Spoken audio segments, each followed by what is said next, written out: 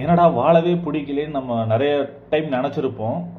But at the same time ஒரு சில பேர் இதையெல்லாம் தாண்டி வாழ்கிறவங்களாம் இருக்காங்க. அப்படி ஒரு எக்ஸாம்பிள் தான் அலெக்ஸ் லெவிஸ்னுங்கிறவர்.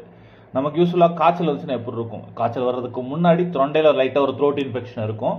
அந்த த்ரோட் இன்ஃபெக்ஷன் வந்ததுக்கப்புறம் காய்ச்சல் வரும். ஸோ நான் வந்து ஒரு வாரம் போச்சுன்னா காய்ச்சல் சரியாயிரும். ஸோ இப்படி தான் அந்த அலெக்ஸ் லெவிஸ் நினச்சிருக்காரு. அவருக்கு அதே மாதிரி த்ரோட் இன்ஃபெக்ஷன், அப்புறம் காய்ச்சல் இருந்திருக்கு. ஒரு வாரத்தில் சரியாயிரும் நினச்சாரு. பட் ஆனால் காய்ச்சல் சரியாகலை. என்ன ஆயிப்போச்சுன்னு பார்த்தீங்கன்னா, அந்த த்ரோட் இன்ஃபெக்ஷன் வந்துட்டு ஃபுல்லாக பரவி உடம்பு ஃபுல்லாக பரவிடுச்சு. ஒரு வாரம் கழிச்சு அவருக்கு காய்ச்சல் சரியாகாதப்போ எந்திரிக்கலான்னு பார்க்குறப்போ கை கால்லாம் ரொம்ப அன்கான்சியஸ்னஸாக போயிடுச்சு. ஹாஸ்பிட்டலுக்கு தூக்கிட்டு போயிட்டு அட்மிட் பண்ணி என்ன ஏதுன்னு செக் பண்ணி பார்க்குறாங்க. அவருக்கு வந்துட்டு அந்த த்ரோட் இன்ஃபெக்ஷன் ஆன அது வந்துட்டு ஆக்சுவலாக ஒரு பாக்டீரியா, ப்ளஸ் ஈட்டிங் பாக்டீரியா, அதாவது சதைகளை சாப்பிடக்கூடிய ஒரு பாக்டீரியாவாமா.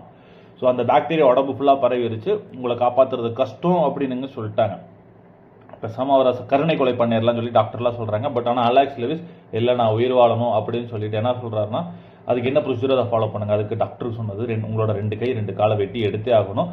உங்களோட ஃபேஸையும் நம்ம ரீகன்ஸ்ட்ரக்ஷன் பண்ண வேண்டியது வரும். ஏன்னா உங்கள் மூஞ்சி வந்துட்டு அந்த ப்ளஸ் ஈட்டிங் பாக்டீரியா வந்துட்டு ஃபுல்லாக இங்கேயும் அஃபெக்ட் ஆகிருக்கு அப்படிங்கிறதுனால.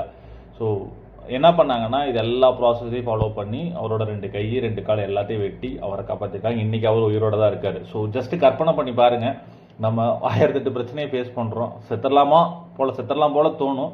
இத்தனைக்கு இவருக்கு கல்யாணமாய் குழந்தையெல்லாம் இருக்குது.